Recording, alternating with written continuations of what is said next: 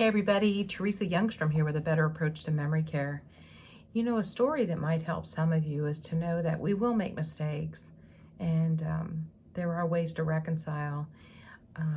I worked for private duty home care in my career after, during the time I was learning more and more about dementia care. And I always made sure the caregivers had my phone number in case anybody got in trouble.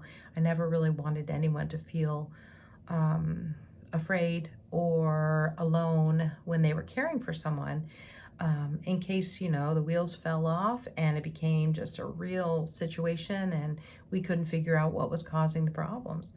Because it could be they're having pain, fear, or anxiety, and it's hard to sometimes know right away what's really going on. So one day I get a call from a caregiver, and she was with, I'll just call this lady Miss Shirley. And she was with Miss Shirley, and she was supposed to take her shopping that day. And she came in right away and said, Miss Shirley, my car's down. I had to get dropped off today. I won't be able to take you shopping today.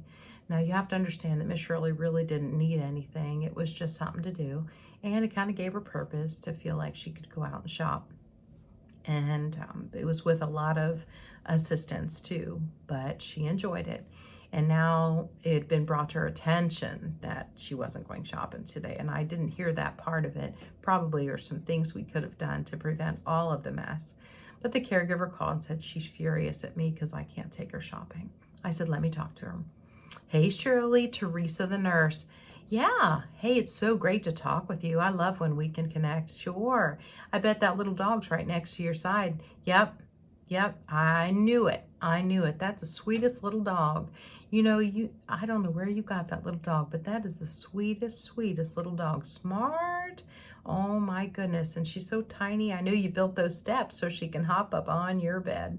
So I started going back in time, telling her story. So she knew we had familiarity, because I don't know over the phone if she could really place me just with my voice and with my name. And so as we're engaging in some good conversation, I'm feeling her tone relax. She's getting more comfortable.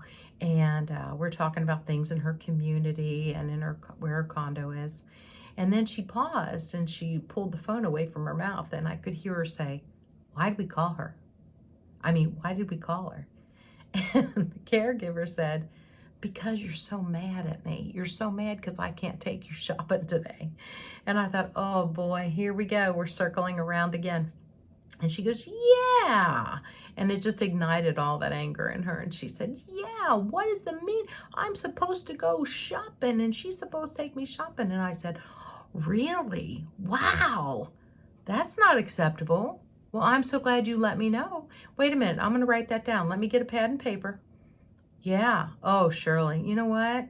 We've got to fix these things. And I'm so glad that you're telling me about it so I can do something. I'm the right person for you to call and tell. Yeah, I know. It's my responsibility to make sure you're happy.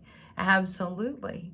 Oh my goodness. Yeah. And I bet the dog was going to go too, of course. And you guys probably were going to go to that fresh fruit, vegetable place that you love to go. Fortunately, I knew some things about this lady, which really helped me then to de-escalate. But here's the deal, guys. If you don't come in with a validation of, wow, that's not right, that shouldn't have happened, what's going on here?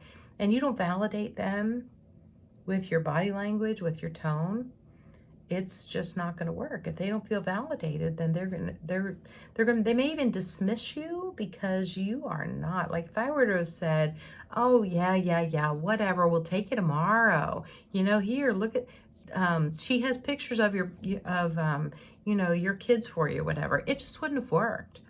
So everyone's strategy as to how they validate and de-escalate and redirect is going to be different, because we're dealing with individuals. We're dealing with person-centered care. We're dealing with each person that has a personality and a story and different things that give them purpose or bring them joy. And so it was a blessing that I knew this lady. I'd done her admission, so I knew about her. I knew where she lived. I knew the dog. I knew what made her happy. And I was able to then redirect her. But I had to validate first. If I hadn't gone in with, wow, that shouldn't have happened, that's a problem, I'm glad you told me, and let it feel very much our fault that this thing has occurred and how we could make it up to her. You know, that I'd make sure the gal had a car next time she showed up, because this is not right and it shouldn't happen. And then start leading her away by talking about other activities in the building that were going on. Oh, hey, you know what I heard? I heard that they're going to be doing some type of chili cook-off downstairs today. That might be fun. I know how much you like chili. And if I can relate something like that to her, if there's a music something going on that she would be happy to engage in. So just keep in mind, guys, everyone's different. And of course, I needed to then train that caregiver to, once we get her to a good spot, then don't lead her back down into the place where she was so upset before. But that was an easy thing to check off. And just know that you got to validate, got to meet them where they are and love them through this stuff. It's not always easy, but it's worth it. It's worth it. And they don't remember everything you say as much as they remember how you made them feel.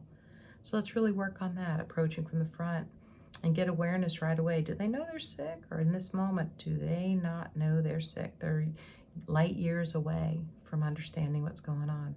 And see if you can position yourself to win. Get permission to touch people, okay? And that's probably enough information for today. My name's Teresa Youngstrom. My company is A Better Approach to Memory Care. I hope you can learn from some of my mistakes on how to give better care to your loved one or to your clients. If you're viewing this on YouTube, be sure and like and share, and maybe hit the little subscribe so that when I get another great idea or a story to relive, I can share it with you. If you need help with consultations, or you can always go to my website, teresayoungstrom.com, and check the calendar and see what's coming up. We will always keep some virtual events up there for you, because that's just where we are now. So there will be in person, but there'll be virtual events there. But if you need a family consult, you come to the right place. All right. Thanks again. Have a great day, everybody. Bye-bye.